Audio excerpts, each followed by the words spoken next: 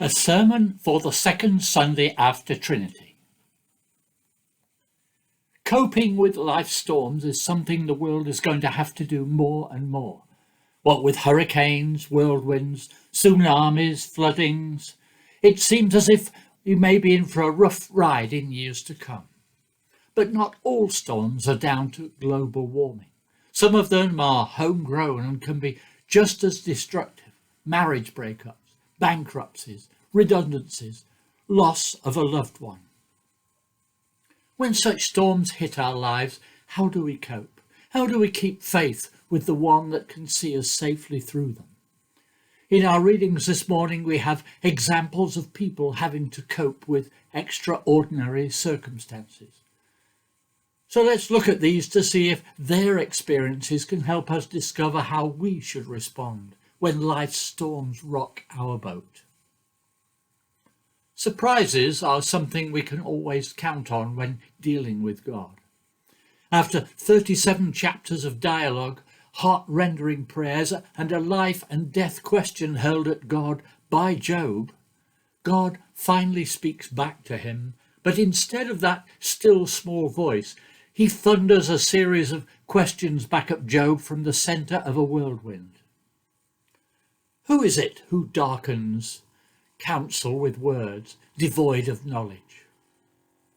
Where were you when I laid the earth's foundation? When the sea burst into flood from the womb, when I wrapped the earth in a blanket of cloud and swaddled it in dense fog? God, who is the engineer and architect of the universe and in complete control of his creation, instead of answering Job's questions, reminds Job of what he cannot do or know. Job had been through an extraordinary amount of suffering. Raiders had stolen his possessions, killed his servants, fire and strong winds destroyed his livestock, his house, killed his family, and Job himself had come down with a horrible, painful disease. And he wanted to know why. Why me? What had he done to deserve this? But by replying in this way, God was not only reminding Job that there are many things in this world that he cannot hope to understand. He was also telling him that in fact he's asking the wrong question. His question shouldn't be why, but who? His need isn't understanding, but trust. Job's complaints were typical of the simplistic response to suffering of the time, that suffering is a form of punishment for sin, and that a godly life goes hand in hand with health, happiness, and prosperity. But one thing we can count on in this life is trouble. Troubles that cannot begin to understand. Troubles that fly in the face of all we believe. But the important thing to realize is that God is there to help us. Job wanted acquittal, justification for what had happened to him, but God called him to worship. Job wanted to understand, why me? But he was reminded that knowing God is more important than getting answers to our moral dilemmas. Suffering is something most of us find hard to swallow. Like Job, we can't understand how it is that a loving and caring God can allow so much pain and misery in our world. But like Job, we too need to realize that as fierce and inevitable as the storms may be, our real need when they happen is not to know why, but to know that someone is there to help us through. The real question is Job's faith, not his suffering. Faith that God will always answer our concerns, but not always in the way we expect. The sea had always been a symbol of wild, untamed power. We only have to stand by the ocean, even on a calm day, to sense something of its vast, uncontrollable nature. But when that wind gets up and a storm erupts, there's no worse place to be. Imagine then what it would have been like for Jesus and his disciples as they found themselves right in the middle of one of the most violent storms they'd ever experienced.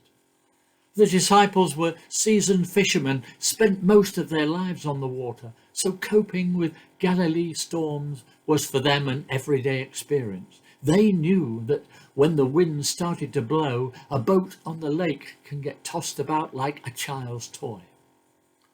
But as this storm blew and the boat was swamped, they panicked. Their faith went out of the window. They wanted Jesus to do something about the situation, but Jesus was asleep at the back of the boat.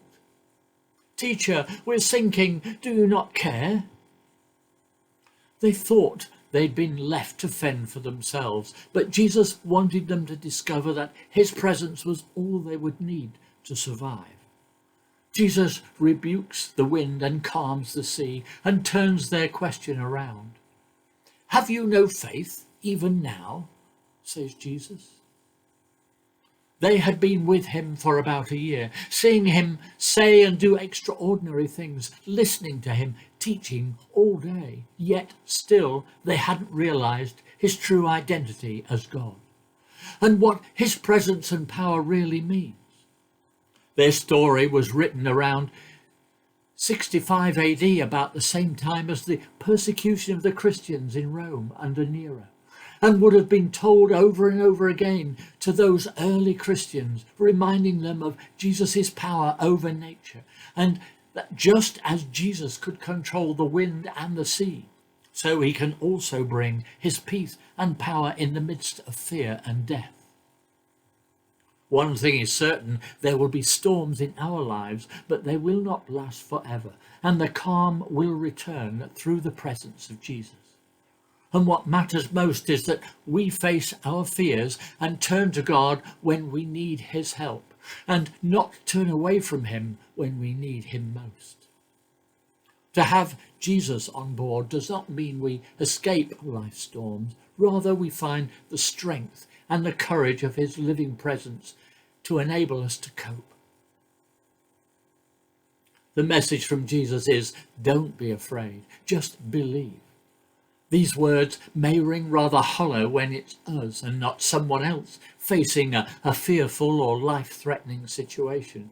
Yet it's only in the face of real danger we discover just how much faith we really have. Through this story, we are invited to wake Jesus up, to pray to him in our own fear and anger at things, but not to be surprised when he turns towards us as our storm subsides and asks when we are going to get some real faith. So from God's presence and power with us, we now move to our New Testament lesson, to God's grace. Don't waste grace, says Paul. Don't put grace off. Even in adversity, our behaviour must be worthy of the gifts of the Spirit. Within the Corinthian church, some new teachers had come on the scene, telling the church people that they are doing well. The trouble is, they weren't. They were not using God's presence and power to full effect. Paul reminds us that God is always ready to offer his help to us whenever we need it, and we just have to recognise it, respond to it in the correct way. A lifeboat reacted to a faint distressful call from a sinking pleasure boat. "What's your position?" "Repeat, what's your position?" shouted the radio operator into the microphone. A faint reply was heard over the static. "I'm the executive of the First Global Bank. Please hurry." Paul urges us to respond to God's grace immediately. It is given, not to waste for tomorrow. Today is the day, says Paul. We must not throw away the opportunities of the moment. Paul points to himself and those with him to show what he means. Endurance, stickability, our fire for God should not be extinguished by what is thrown at us. The things that happen to us are always opportunities for us to be ambassadors of the grace of Christ. We each have God's treasure inside us, and we need to allow him to change the way we live and give ourselves to each other. There's only one way that really works, and that's to follow the steps Jesus would take, keeping God's presence, power, grace with us always. So how should we respond when our faith is tested? In times of crisis, do we have the courage to depend on Jesus? Faith in God changed the lives of Job, the disciples, those early Christians. It can change ours. As Jesus says, we just have to believe it. If we understand that, then we've learnt the most important lesson of all. Amen.